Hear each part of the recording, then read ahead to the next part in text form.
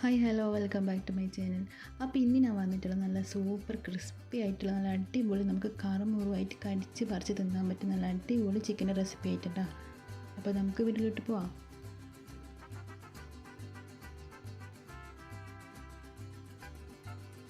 അപ്പോൾ അതിന് നമുക്ക് 2 ടീസ്പൂണോളം കാശ്മീരി ചില്ലി പൗഡർ എടുക്കുക.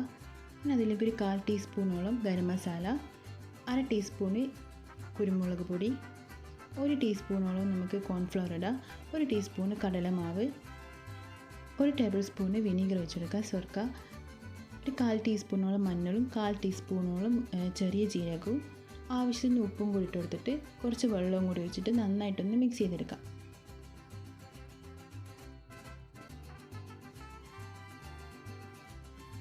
ഇതിലേക്ക് നമുക്ക് 1/2 കിലോ ചിക്കൻ ഇതിലേക്ക് ആഡ് ചെയ്ത് കൊടുക്കാം. എന്നിട്ട് നന്നായിട്ടൊന്ന് കൈ വെച്ചിട്ട് മിക്സ് ചെയ്ത് കൊടുക്കാം.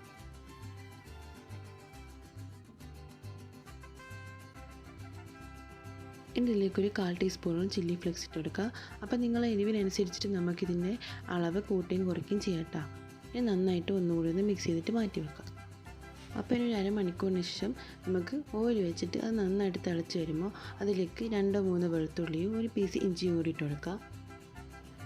അപ്പം നമ്മൾ ഇതുപോലെ ചെയ്ത് കഴിഞ്ഞാൽ നമ്മൾ ചിക്കനിൽ ഇതിൻ്റെ നന്നായിട്ട് ഫ്ലേവർ പിടിക്കുകയും ചെയ്യും. ചിക്കൻ നല്ല ടേസ്റ്റ് ഉണ്ടാവും കേട്ടോ. ഇത് നന്നായിട്ടൊന്ന് ചൂടായിട്ട് ഇതിൻ്റെ കളറൊക്കെ മാറി വരണം. ആ ഒരു സമയത്ത് നമുക്കിതിലേക്ക് നമ്മൾ ചിക്കൻ്റെ പീസ് ഓരോന്നായിട്ട് ഇട്ട് കൊടുക്കാം.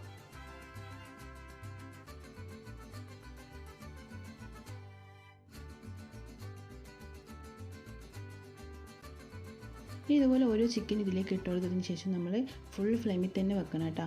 ഈ ഒരു സമയത്ത് സ്പൂണിട്ട് ഇളക്കാനോ മറിക്കാനോ ഒന്നും പാടില്ല. നല്ല ഫുൾ ഫ്ലെയിമിൽ ഇട്ടിട്ട് ഇതിൻ്റെ കളറൊക്കെ ഒന്ന് മാറി വരുന്ന സമയത്ത് ഇതൊന്ന് തിരിച്ചിട്ട് കൊടുക്കാം.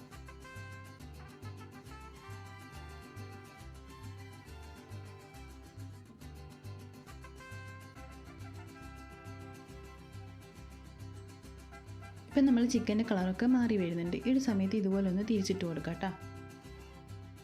ഈ ഒരു സൈഡും കൂടി കളർ മാറി വരുന്ന സമയത്ത് ഫ്ലെയിം ഒന്ന് മീഡിയം ടു ലോ ഫ്ലെയിമിലേക്ക് മാറ്റി കൊടുക്കുക. എന്നിട്ട് നന്നായിട്ട് നമ്മളിങ്ങനെ സ്പൂൺ കൊണ്ട് ഇങ്ങനെ ഇളക്കി കൊടുത്തുകൊണ്ടേ നിൽക്കാൻ. അപ്പോൾ നല്ല ക്രിസ്പി ആയിട്ടുള്ള നമുക്ക് അടിപൊളിയായിട്ടുള്ള ചിക്കനായിട്ടാണ് കിട്ടാൻ. ഇതുപോലൊന്ന് മെല്ലൻ ഇതുപോലൊന്ന് ഇങ്ങനെ ഇളക്കിക്കൊണ്ടേ നിൽക്കണം.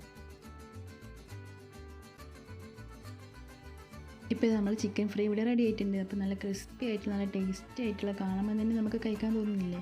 അപ്പോൾ അത്രയ്ക്ക് സൂപ്പറായിട്ട് നമ്മൾ ചിക്കൻ ഫ്രൈ ഇവിടെ റെഡി ആയിട്ടുണ്ട് കേട്ടോ. ഇനി ബാക്കിയുള്ള ചിക്കനും കൂടി നമുക്ക് ഇതുപോലെ തന്നെ എണ്ണയിലിട്ട് കൊടുത്തിട്ട് നന്നായിട്ടൊന്ന് ഫ്രൈ ചെയ്തെടുക്കാം കേട്ടോ. അപ്പം നമ്മൾ സിമ്പിളായിട്ട് ഉണ്ടാക്കാൻ വേണ്ടി പറ്റും നല്ല ക്രിസ്പി ആയിട്ടുള്ള ചിക്കൻ ഫ്രൈ ഇവിടെ റെഡി ആയിട്ടുണ്ട്. അപ്പോൾ എല്ലാവരും ഒന്ന് ട്രൈ ചെയ്ത് നോക്കുക. ഇഷ്ടപ്പെട്ടിട്ടുണ്ടെങ്കിൽ ലൈക്ക് ചെയ്യാനും സബ്സ്ക്രൈബ് ചെയ്യാനും ഷെയർ ചെയ്യാനും കമൻറ്റ് ചെയ്യാനൊന്നും മറക്കരുത് കേട്ടോ. അപ്പോൾ നമുക്ക് മറ്റൊരു വീഡിയോ പിന്നെ കാണാം. Bye, thank U.